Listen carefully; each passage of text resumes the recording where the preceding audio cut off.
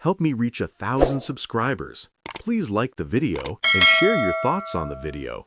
Your feedback helps make the contents better. Now let's get to the story. The envelope sat on my desk like a ticking bomb. Inside was a hotel receipt. Not just any hotel, but the same one where Sarah told me she was attending a mandatory work conference. Except the reservation wasn't under her company's account. It was under her personal credit card, the one she thought I didn't know about. "I'm not sleeping with you anymore. Deal with it." Those words still echoed in my head from 3 nights ago. She'd screamed them at me over something stupid. I'd asked why she was home so late again. The conversation escalated fast, and she'd thrown that statement at me like a grenade before storming into the guest bedroom and slamming the door hard enough to rattle the picture frames on the wall. My name is Derek Mitchell. I'm 34 years old, and until about 6 months ago, I thought I had a pretty good life. I'm a software engineer for a mid-sized tech company in Austin, Texas. Nothing fancy, but it pays well enough that Sarah could afford to be selective about her marketing manager position. We've been married for 7 years, together for 9. We don't have kids yet. Sarah always said she wanted to wait until her career was more established. I should have seen the red flags then, but love makes you stupid sometimes. I'm the kind of guy people would probably call nice. I do the dishes without being asked. I remember anniversaries and birthdays. I actually listen when someone talks to me. My friends use a joke that I was too good for Sarah, but I always defended her. She was ambitious, driven, beautiful. Sure, she could be cold sometimes, a little self-absorbed, but I told myself that was just her focusing on her goals. If you're listening right now, help me prove something wrong.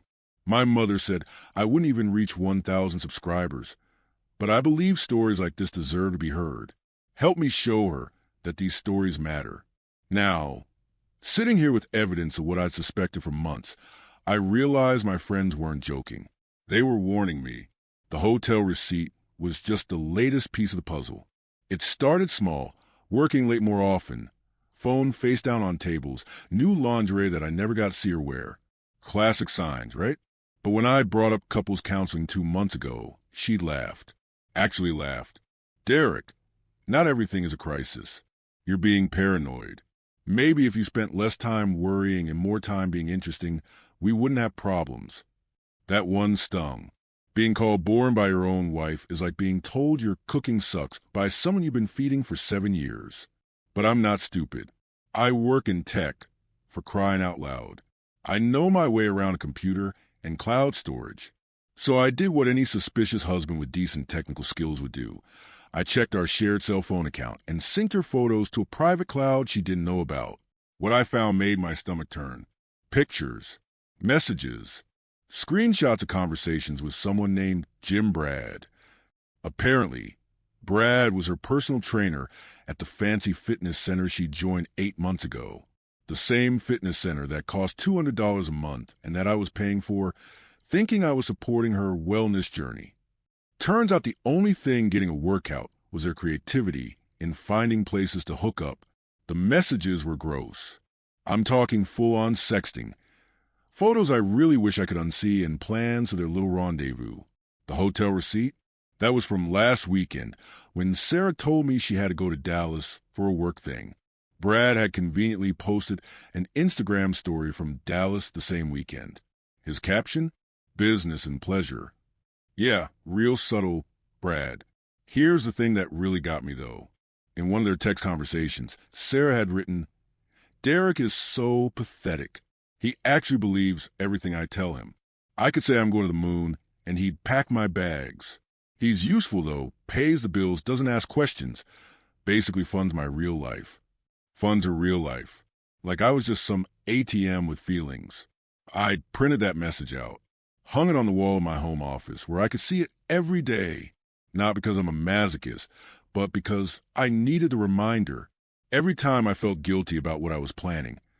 I'd look at those words and remember that the woman I loved thought I was a joke. Sarah worked at a boutique marketing firm called Prestige Solutions. She made decent money, about $85,000 a year. But here's what she didn't know I knew.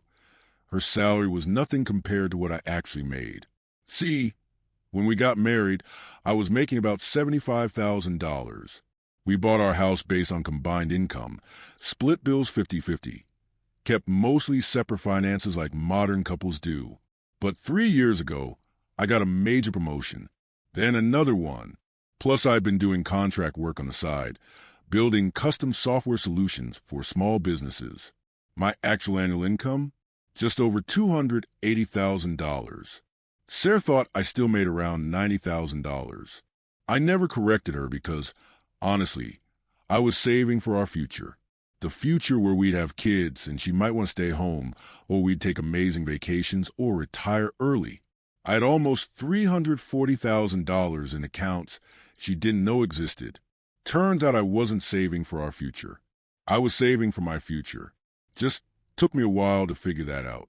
The house we lived in, the deed was in both our names, but I put down the entire down payment from an inheritance when my grandfather died. We'd agreed she'd pay me back half over time, but she'd only give me about $8,000 of the $45,000 she owed.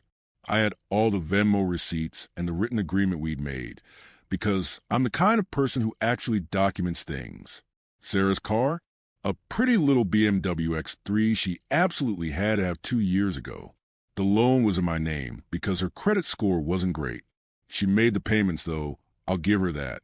But the insurance, maintenance, registration fees? All me. Even that fancy gym membership where she met Brad? I paid for it because it was on our joint credit card. Same with her phone bill, streaming services, and about a dozen other subscriptions she'd signed up for and forgotten about. And here's the kicker.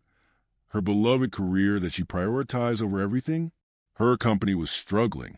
I'd done my research. They'd lost 2 major clients in the past year. Office gossip on Glassdoor suggested layoffs were coming. Sarah had been stressed about it, which I'd noticed, but she never talked to me about it. Probably too busy talking to Brad about it, while they were doing whatever they were doing. The Monday after I found the hotel receipt, I sat in my car outside our house for 20 minutes before going in. I'd left work early, claiming I had a dentist appointment. Really, I had a meeting with a lawyer, a damn good one. Her name was Patricia Hernandez, and she came highly recommended by a divorced buddy of mine. Patricia was in her 50s, sharp as a knife, with this no-nonsense attitude that made me feel like I was in capable hands.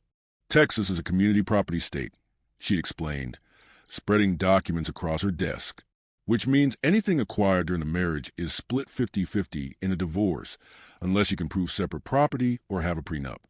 We don't have a prenup, I'd admitted. Did you have any assets before the marriage? Some savings, about $30,000. And the inheritance I used for the house down payment came from my grandfather, who died before we got married. Patricia had smiled, not a friendly smile, a shark smile. That's separate property. The inheritance, too, if you can document it properly. What about the account she doesn't know about? Most of the money came from my promotion and side work during the marriage. That's community property, she'd said, in theory. But if she doesn't know about it and doesn't claim it in the divorce, she let that hang in the air. I'd understood perfectly. We'd talked for 2 hours. Patricia laid out a strategy that was beautiful in its simplicity. Document everything. Secure my assets. Make sure I had proof of every lie, every dollar, every broken promise. And most importantly, don't let Sarah know I knew anything until the trap was completely set. Men make mistakes when they get emotional. Patricia had warned me.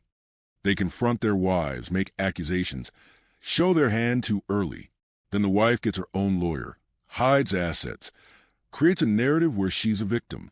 You seem like a smart guy, Derek. Don't be stupid now. I wasn't planning to be stupid. I was planning to be meticulous. That night, I came home to find Sarah in the kitchen, making herself a salad. She barely looked up when I walked in. "Hey," I said like nothing was wrong. "Hey." She didn't even ask about my day. We existed in the same house, like roommates who didn't particularly like each other. She slept in the guest room. I slept in my bedroom. We'd exchange maybe 10 words a day. It was depressing, but it was also perfect for what I needed to do. Over the next 3 weeks, I became a man on a mission. Every night after Sarah went to bed, I'd be up until 2 or 3 in the morning, documenting our entire financial life. I made spreadsheets that would make a forensic accountant weep with joy. Every bill I'd paid, every expense, every dollar that went in or out of our accounts for the past 7 years. I discovered I'd been paying for pretty much everything except her car payment and her personal shopping. Groceries? Me. Utilities? Me. Property taxes? Me. That romantic anniversary trip to Cabo she planned last year? I'd paid for all of it while she bragged to her friends about what a wonderful vacation she'd organized. I also hired a private investigator. Yeah, I know, super dramatic, right? But I needed concrete proof of the affair that would hold up legally. Texas is technically a fault divorce state, meaning adultery can affect how things are divided.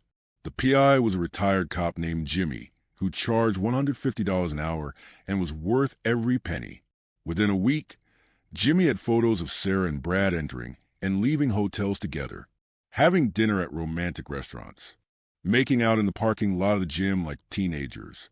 The guy even got a video of them arguing outside Brad's apartment, where Sarah was apparently upset that Brad had been texting another woman. The irony was so thick, you could cut it with a knife. Your wife's not even being careful. Jimmy had told me, handing over a folder of evidence that could probably end Brad's personal training career too. She really thinks you're clueless. I'd admitted for a while. Well, you're not anymore. What are you going to do with all this? Good question. What was I going to do? I could have confronted Sarah right then, thrown the photos in her face, kicked her out, filed for divorce immediately. That's what my emotions wanted. My pride wanted to see her squirm, to watch her try to explain away the unexplainable. But Patricia's words kept echoing in my head. Don't be stupid now. So instead, I smiled. I played the role of devoted, clueless husband. I even suggested we try to work on our marriage. Sarah had looked at me like I'd grown a second head when I brought it up over dinner one night. Work on our marriage? She'd repeated. Yeah, I know we've been distant. I thought maybe we could do a date night or something. Reconnect. She'd actually seemed annoyed by the suggestion. Derek, I'm really busy with work right now. Can we talk about this later? Sure, I said pleasantly. Whenever you have time.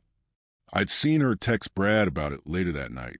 She left her phone on the counter while she showered, and I'd snapped a photo of the screen. Derek's being weird. Wants to work on our marriage, LOL. Like that's gonna happen.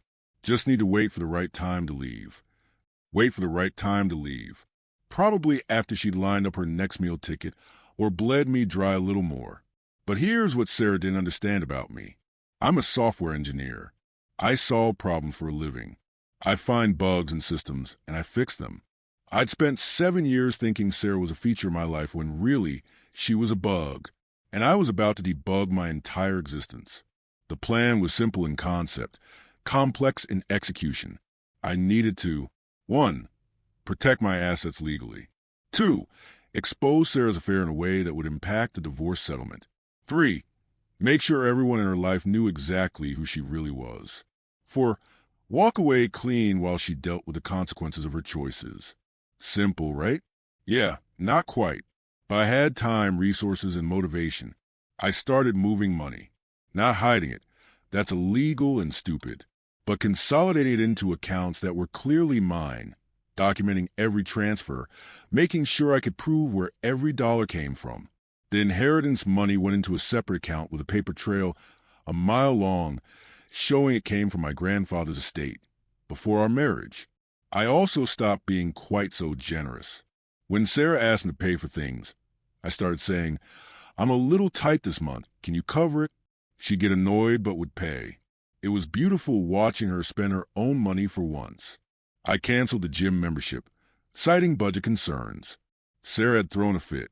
Are you kidding me right now? I need that membership. Then pay for yourself, I'd suggested. It's $200 a month. You make good money. She'd sputtered, actually unable to form words for a moment. This is ridiculous. We've always had that membership. We had a lot of things we can't afford anymore. I'd said calmly, times are tough. We need to cut back.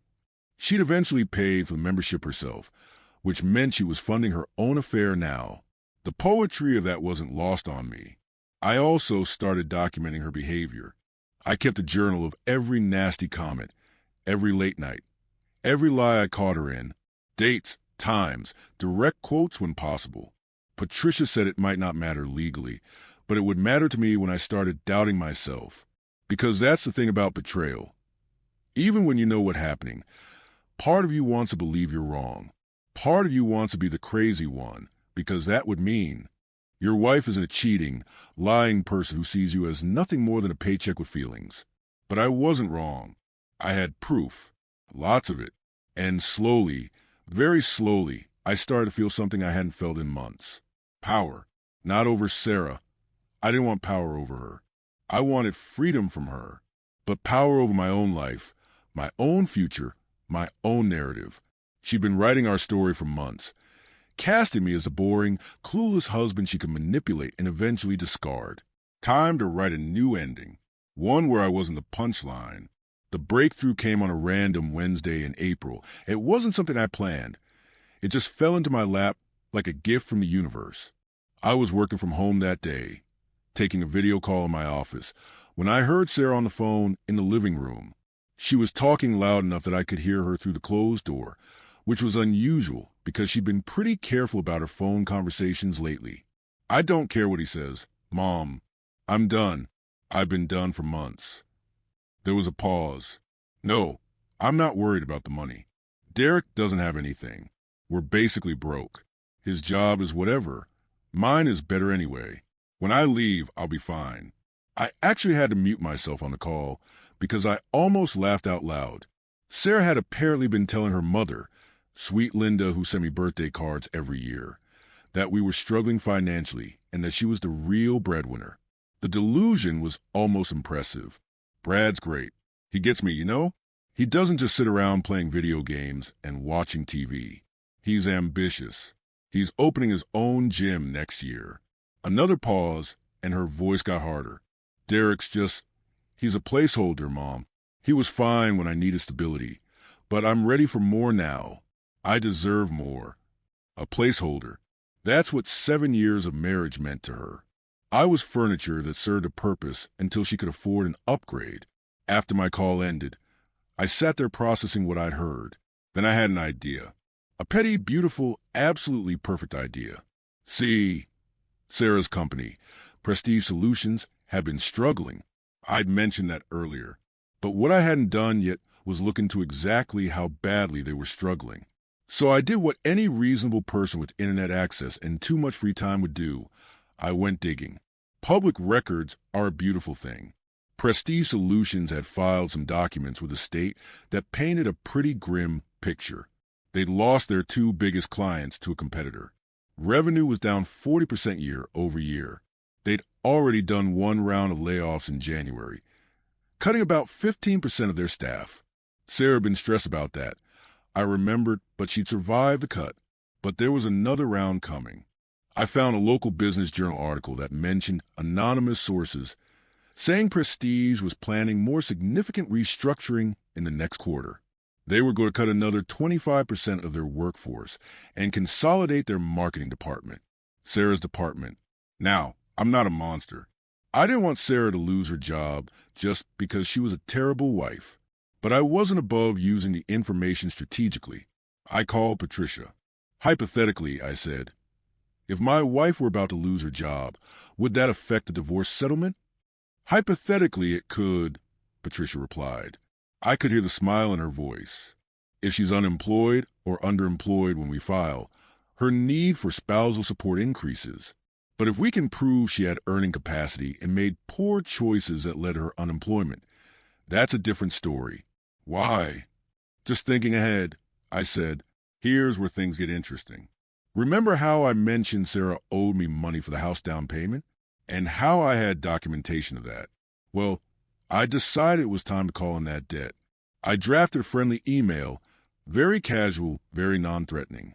Just a reminder that per our agreement when we bought the house, she'd agreed to pay me back half of the down payment in installments. She'd paid $8,000 of the $45,000 she owed. The remaining $37,000 was still outstanding.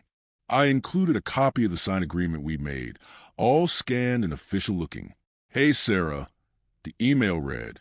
"I was organizing our financial documents for tax purposes and came across our house payment agreement. I know money's been tight, but I was hoping we could set up a payment plan for the remaining balance you owe. Maybe $500 a month? Let me know what works for you. Thanks." I sent it at 9 p.m. on a Thursday night and waited. Her response came at 11:47 p.m. "Are you serious right now? You're bringing this up now? After years? This is ridiculous, Derek. We're married. That money went into our house." I wrote back, "I know, and I'm not trying to cause problems. I just need to balance our accounts. The agreement was pretty clear, and you've been great about making some payments. Just want to finish it out. We can totally work out terms that are comfortable for you." Lots of exclamation points. Very friendly. Very reasonable. She didn't respond after that, but the next morning she was slamming cabinet doors in the kitchen hard enough that I thought we might need to replace the hinges. If you've been listening this far, I want to ask you something. Have you ever felt invisible in your own life? Like you're just going through the motions while everyone around you makes decisions about your future? That's how I felt for months. But sharing this story, knowing people are listening, it reminds me that what happened to me matters. If this resonates with you at all, hit that subscribe button. It helps more than you know, and it tells me these stories need to be told. Over the next 2 weeks, I became extremely interested in our household finances. I started asking Sarah about expenses, suggesting we needed to budget better, proposing we sit down and go through our accounts together. She avoided these conversations like they were contaminated with the plague. "I'm busy, Derek. Not now, I have a headache. Can you just handle it? You're the numbers guy." But I persisted, always friendly, always reasonable, always with a slightly clueless husband energy that she'd grown so comfortable with. And while I was doing this, I was also executing phase 2 of my plan. I reached out to Brad. Not directly, I'm not stupid, but I created a fake Facebook profile. Generic name, stock photo, mutual friend from the gym Sarah went to. Then I sent Brad a message posing as someone who'd heard he was opening a new gym and was interested in investing. Brad, being the brilliant businessman he was, immediately took the bait. We exchanged several messages where he told me all about his plans, his vision, his timeline. He needed about $150,000 in startup capital. He had $30,000 saved. He was hoping to find investors or take out a business loan. My girlfriend's helping me with the business plan he'd written. She's in marketing, super smart about this stuff. His girlfriend, that was rich. I asked if he'd thought about what would happen if the relationship didn't work out. Standard investor question, right? How would that affect the business? "Nah, man, we're solid," he'd replied. "She's actually married right now, but she's leaving her husband soon. We're going to move in together once a divorce is finalized. She's just waiting for the right time." I took screenshots of everything. Every single message where Brad talked about his girlfriend, who was helping with his business plan, who was married but leaving her husband, who they were planning a future together. All of it. Then I did something that probably makes me a bad person, but I'm okay with that. I sent the screenshots to Brad's boss at the gym. Anonymously, of course, along with a message. "Thought you should know one of your trainers is having an affair with a married client and bragging about online. Might want to check your liability insurance. Also, pretty sure this violates your company's ethics policy." The gym had very strict fraternization policies. I'd read them when Sarah first joined. Trainers weren't supposed to date clients. Period. It was grounds for immediate termination. Brad got fired 3 days later. I know this because Sarah came home absolutely furious, stomping around the house, muttering about corporate bullshit and unfair policies. She didn't tell me what was wrong, of course. We weren't talking about real things anymore. But she was on the phone with Brad for hours that night, and I could hear her through the guest room door. "It's temporary," she kept saying. "You'll find another job, or we'll figure out the gym thing faster." Except Brad couldn't figure out the gym thing faster without money, and Sarah didn't have money because, contrary to what she told him and her mother, she wasn't actually the wealthy breadwinner in our marriage. The financial pressure started showing. Sarah had been spending freely for months, probably preparing for her exit and her new life with Brad. But now Brad was unemployed, stressed, and probably not as much fun as he used to be. And Sarah was stuck in a house with a husband she'd written off, with a job that was unstable, with bills she wasn't used to paying herself. I, meanwhile, was thriving. I'd started going to the gym myself, not Sarah's fancy place, but a regular one near my office. I was eating better, sleeping better despite everything, and genuinely enjoying my work. My side business was booming because I'd been taking on extra projects, building up my exit fund even more. I bought myself a new car. Nothing crazy, but nice. A Honda Accord with all the features. Paid cash for it from one of my separate accounts. Sarah noticed. "Where did you get the money for that?" she demanded when I pulled into the driveway with it. Sold some old computer equipment and got a small bonus at work. I'd lied smoothly. Figured I deserved something nice. "You're always saying I should treat myself better." She looked like she wanted to argue, but couldn't quite figure out the angle. Instead, she just said, "Must be nice," and stalked back into the house. It was nice. It really was. By the end of April, I had everything I needed.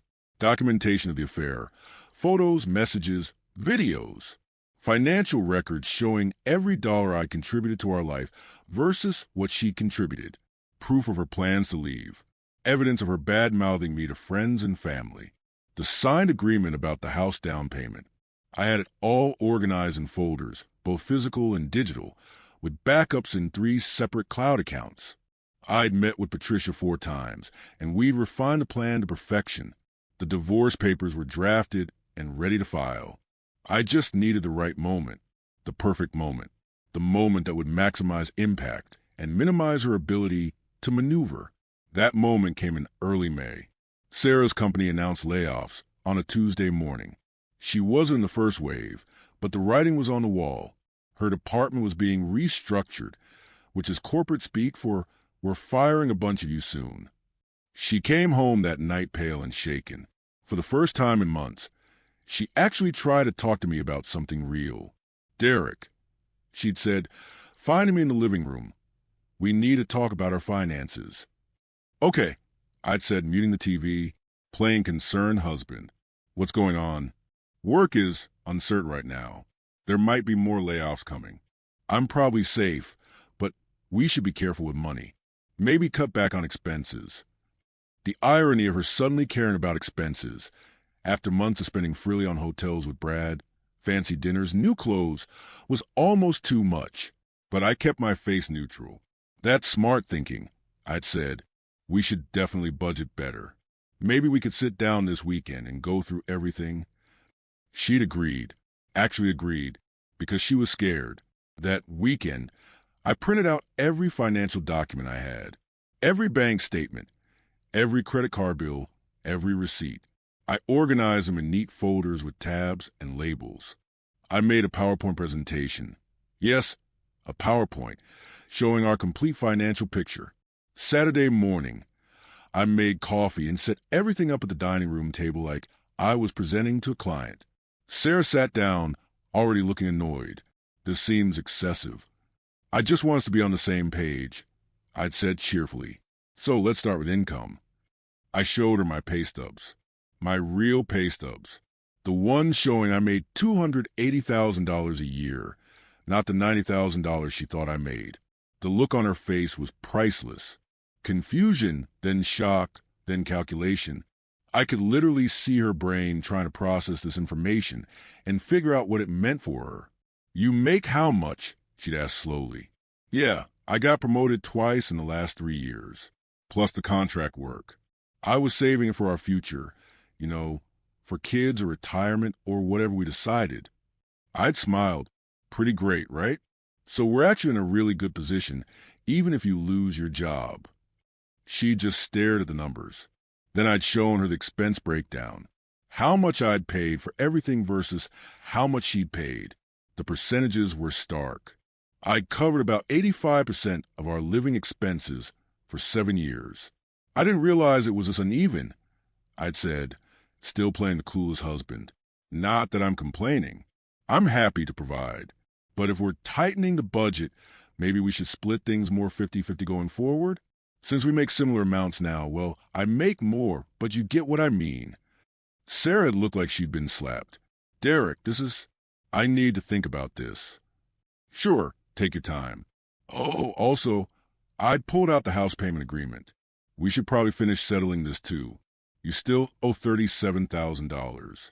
We could set up a payment plan, or, if you want, you could just pay it as a lump sum now that we know we have more financial cushion than we thought. She'd stood up so fast her chair had nearly fallen over. I can't deal with this right now. I have a headache. We'll talk later. She'd locked herself in the guest room for the rest of the day. I cleaned up my financial presentation, humming to myself. Phase 3 was complete. She now knew I had money, lots of it. Money she thought she'd be entitled to half of in a divorce. Money that would make leaving me and starting fresh with unemployed Brad much more complicated than she'd planned. Sunday morning, I'd heard her on the phone with Brad. The walls in our house were thin when you paid attention. He's been hiding money, she'd hissed. Like, a lot of money. I had no idea. This changes everything. I bet it did. Over the next week, Sarah had been weird. Nicer to me, almost. Suggesting we watch movies together. Asking about my day. Even cooking dinner a couple of times, which she never did anymore. She was recalculating. Trying to figure out if leaving was still the smart move or she should stick around and ensure she got half of my newly discovered wealth in an eventual divorce. Too little, too late. On May 15th, I'd taken a personal day from work. Told Sarah I had to go to the office for an important meeting. Instead, I'd gone to the courthouse with Patricia and filed for divorce. Texas requires you to serve divorce papers to your spouse. You can't just hand them over yourself. Has to be done by a process server or sheriff. I'd arranged for a process server to deliver them to Sarah at her office on a Friday afternoon at 3 p.m. Why her office? Why Friday afternoon? Because I'm petty, that's why. And because I wanted her to have the worst weekend of her life thinking about what was coming. The process server confirmed delivery at 3:17 p.m. I got a text with a photo of Sarah's signature on the receipt. At 3:43 p.m., my phone started ringing. Sarah. I let it go to voicemail. She called 6 more times. Left 4 voicemails that progressed from confused to angry to panicked. Derek, what the hell is this? Call me back right now. This is insane. We need to talk about this. Derek, please, let's just talk. Don't do this. I didn't call back. At 5:30 p.m., she came home. I was sitting in the living room, reading a book. Calm as could be. Derek. She'd stormed in, waving the divorce papers. What is this? You can't just... We need to talk about this. I looked up from my book. We're talking now. This is crazy. You can't divorce me. Actually, I can. It's called no-fault divorce. Texas allows it. You don't even have to agree. Her face had gone through about 17 different expressions. But why? We can work on things. We've just been going through a rough patch. A rough patch? I'd set my book down. Sarah, you've been sleeping with your personal trainer for 8 months. You told me you weren't sleeping with me anymore and to deal with it. So I'm dealing with it. The color had drained from her face. How did you? No. I'd smiled. Not a nice smile. I'm not as stupid as you think I am. I know about Brad. I know about the hotels, the lies, all of it. I have proof. Lots of proof. She tried to sputter a denial, but I'd held up my hand. Don't. Just don't. I have photos, messages, videos. I have a private investigator's report that's about 40 pages long. I have your text messages where you called me pathetic and said I was a placeholder. I have everything, Sarah. She collapsed onto the couch like her strings had been cut. For a long moment, she just sat there, and I'd almost felt bad for her. Almost. The papers outline everything. I continued, my voice businesslike now. Division of assets. Your debt to me for the house down payment. The fact that most of my income was earned during the marriage but kept separate. My lawyer thinks we have a strong case for me to keep the majority of my savings given your infidelity and the documentation we have. You can't do this, she'd whispered. I'll fight it. I'll get a lawyer. You should get a lawyer. I'd agreed. You're going to need one. But Sarah, you might want to find one you can actually afford, because I'm not paying for it. And I'm freezing our joint accounts tomorrow morning. You'll have access to your personal account, but that's it. The panic in her eyes have been real. Derek, please. Please what? Please keep funding your affair? Please keep letting you treat me like an ATM while you plan your exit strategy? Please keep being the pathetic placeholder you told your boyfriend I was. She'd flinched at that. Here's what's going to happen. I'd said, standing up, you're going to move out. This is my house. I paid for it, and I have documentation of your debt to me for the down payment. You can take your personal belongings. You have 2 weeks. If you're not out by then, I'll pursue a formal eviction. This is my house, too. Not according to the financial records. Check the papers. My lawyer was very thorough. I'd walked toward my office, then paused. Oh, and Sarah, you might want to call Brad. Let him know his investor fell through. That was me, by the way. I was the guy he thought was going to fund his gym. I wanted to see what he'd say about you, about your plans. He was very chatty about his girlfriend, who was leaving her husband soon. The look of betrayal on her face would have been satisfying if I cared enough to feel satisfied. But mostly I just felt tired. You're a bastard, she'd said. Maybe, I'd replied, but I'm a bastard who's done being used. I'd gone into my office and locked the door, spent the rest of the night listening to her cry and make phone calls. Heard her call her mom, call Brad, call her friends. Heard her version of events where she was the victim and I was the villain. I didn't care anymore. The truth was in the documents. The truth was in the bank accounts and the hotel receipts and the text messages. The truth was that I'd given 7 years to someone who saw me as a convenience, and now I was taking my life back. Was it revenge? Sure. Was it petty? Absolutely. Was it justified? I slept better that night than I had in months. So yeah, I'd say it was justified.